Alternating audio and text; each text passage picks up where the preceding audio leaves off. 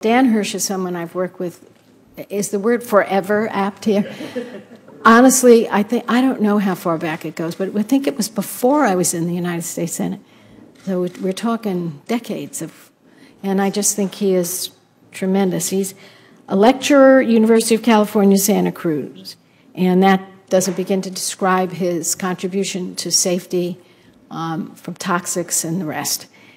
These issues are matters of life and death. So, Mr. Hirsch, do you want to please begin? And we'll give you 6 minutes. Chairman Boxer, thank you so much for the invitation to appear here today. The Japanese parliamentary investigation into the Fukushima tragedy concluded that it was caused by a too cozy relationship between the reactor operator and its regulator that allowed the nuclear plant to be built to withstand only an earthquake and tsunami far smaller than actually occurred. These problems plague the American nuclear regulatory system as well. My testimony will focus on an examination of one case study, Diablo Canyon, that suggests the Fukushima lessons have not been learned here.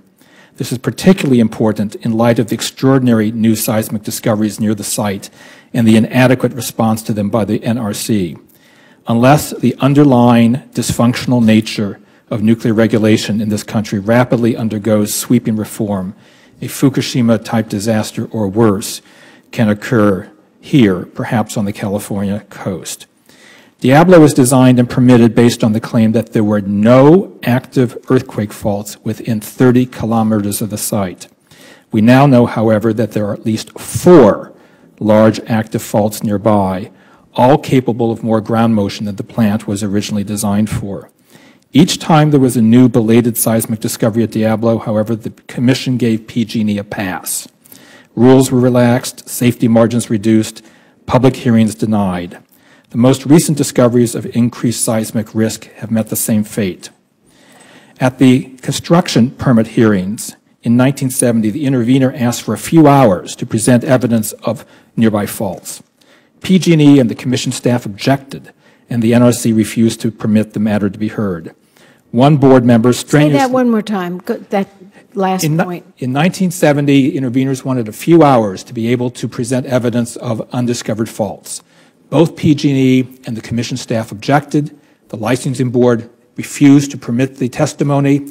Tom Pigford, a member of the committee of the board, dissented, saying, shouldn't we find out before we pour concrete if there are earthquake faults? Thank you. He lost, and they went ahead and poured the concrete, and almost immediately it was revealed that there was an offshore fault, the Hosgri fault, much larger than the plant was designed for. But instead of withdrawing the permit or requiring a full upgrade to deal with the new fault, NRC waived the normal requirements of the license and granted an exception for the Hosgri. Only minimal retrofits were required. But it didn't end then. Within days of granting the operating license, NRC, egg on his face, had to rescind it because it turned out the PG&E had used the wrong blueprints for putting in the retrofits, mirror image blueprints, placing the retrofits in the wrong places. They had to do it all over again, leading to a cost moving from $320 million to over $5 billion. The cost overrun largely passed on to the ratepayer. But we were sure, don't worry, we're sure there can't be any more faults out there. And then, a few years later, the second and the third nearby faults were discovered, the Los Osos and San Luis Bay faults. Again, we were told, don't worry, there can't be any more surprises. And then in 2008, the U.S. Geologic Survey found the 4th fault that wasn't supposed to exist, the shoreline fault, coming within 600 meters of the plant. PG&E and NRC said, don't worry, the 3 recently identified faults were well within the license limits. But then something absolutely remarkable happened. Dr. Michael Peck, the senior resident inspector for NRC at Diablo, actually went and checked the license. And what he discovered was that all 3 of those faults, according to PG&E itself, had ground motions greater than the plant license allowed. He said that it should be shut down until the problem was fixed. So PG&E proposed, instead of fixing the plant, to amend the license to remove the provisions they were violating. But even that didn't work because they couldn't meet the criteria for a license amendment, so they withdrew it. And that should have been the end of the matter. The plant should have been shut down until it was retrofitted. But instead, NRC allowed PG&E to, in essence, amend the license without amending the license, all to avoid a public hearing. And then PEC took the gutsy step of filing the dissenting professional opinion, which this September, as expected, the NRC rejected. But here's where the story gets most troubling, with developments essentially not reported to the public until today. On the very same day NRC issued to the news media its denial of Dr. Peck's dissent, PG&E released an 1,800-page study required by the state of the seismic situation near the facility. And they discovered that the shoreline fault, which they hadn't even known about until a few years earlier, was twice as long as they previously thought, that a number of the faults are now estimated to produce larger magnitude earthquakes than they had thought just a few years ago, and that, again, all of these are estimated to produce ground motions in excess of what's permitted in the license for all faults except the Hosgri. It's deja vu all over again, a repeat of the problem we've seen year after year after year.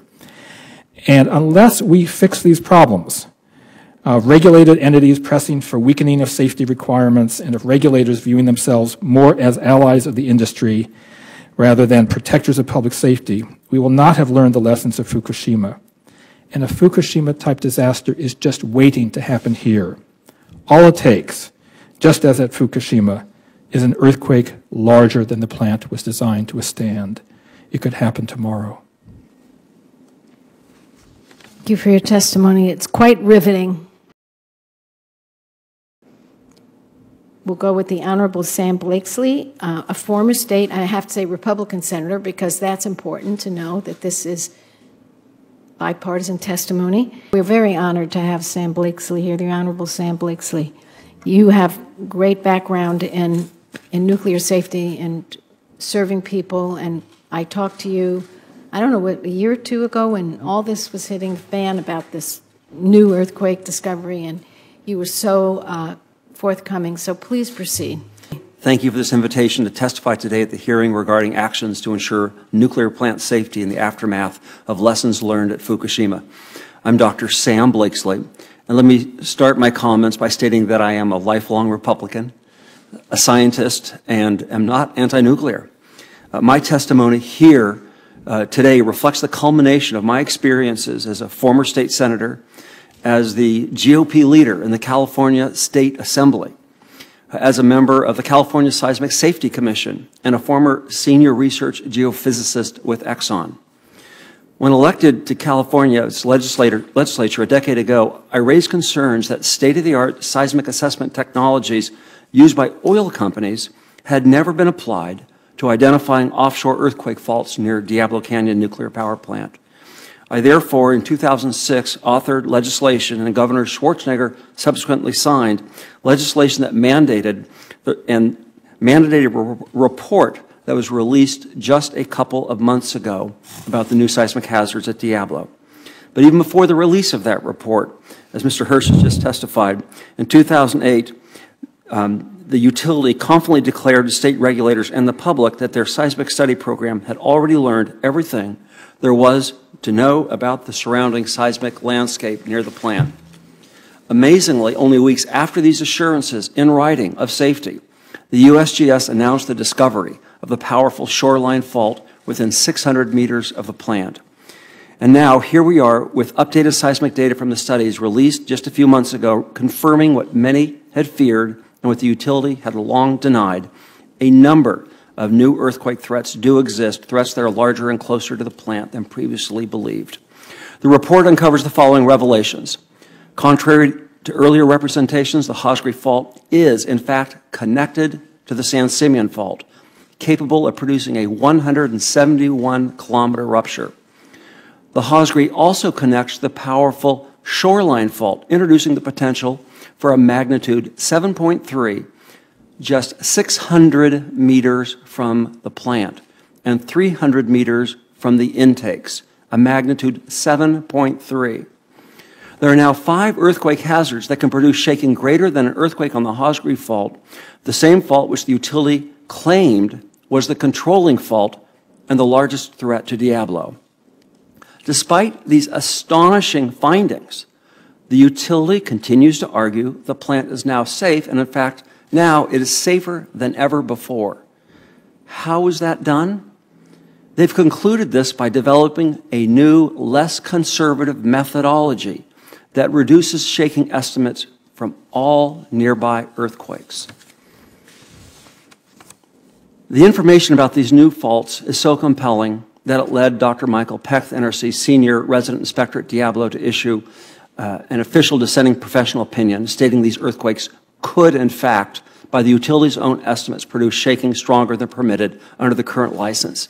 He called for closure of the plant until the utility could prove that the reactors could withstand potential earthquakes on these faults.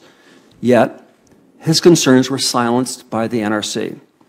For the NRC to de facto accept this new, less conservative methodology, which reduces estimated shaking from these nearby earthquakes, would be a stunning delegation of authority to the utility and NRC staff that would result in dramatically weakened seismic safety standards at the Diablo Canyon nuclear power plant. This passive erosion of regulatory oversight is exactly what led to the Fukushima disaster, the Deepwater Horizon disaster, and the recent unexpected shutdown of California's San Onofre nuclear generating station, all of which were foreseeable and avoidable. In fact, just this year, the Office of Inspector General of the NRC reviewed the factors leading to the shutdown of San Onofre and chastised the NRC for allowing the utility to sidestep the license amendment process. So the question before us today is, how will the NRC respond to these new revelations about new earthquake threats that surround Diablo?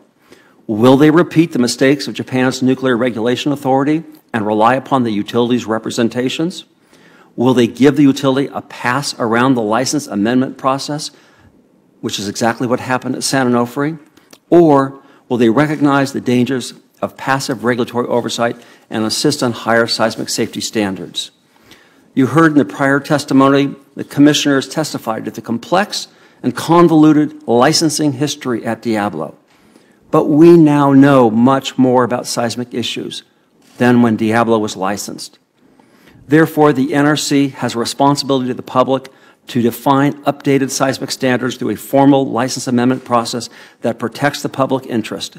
This process ensures a robust, independent setting where the best technical arguments can be made in public rather than behind closed doors between the utility and NRC staff. I'd like to use this opportunity to urge a license amendment process for Diablo in the light of these new earthquake threats. Thank you. Thank you so much, Senator. Could you also confirm that ever since the Hosgri fault was first discovered, to your knowledge, the NRC has never required PG&E to prove that the reactor's safety systems could withstand such a severe earthquake, using the conservative safety assumptions that NRC is supposed to use? I would say that's accurate, and I would probably go further. The technical methodologies that were employed during the licensing process to calculate ground motion from a particular earthquake was included in the deliberations of the NRC and was part of establishing standards.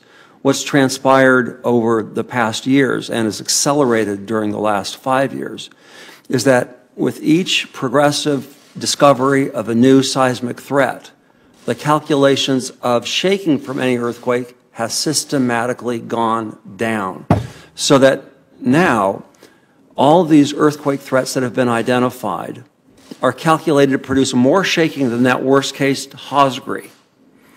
But all of the shaking from all those scenarios has markedly come down to ensure the ability to say that the plant is safe, which is why I feel it's so important to have a rigorous license amendment process, because if they got it wrong, the consequences would be catastrophic. And yes, for the state of California, yes, for the nuclear industry, but more importantly, and frankly, for my family. We live within 10 kilometers of that plant, and I brought this, which my daughter gave me, who every night sleeps by that plant. I hear. And this is not a technical argument. This is an argument about safety for the public. Absolutely.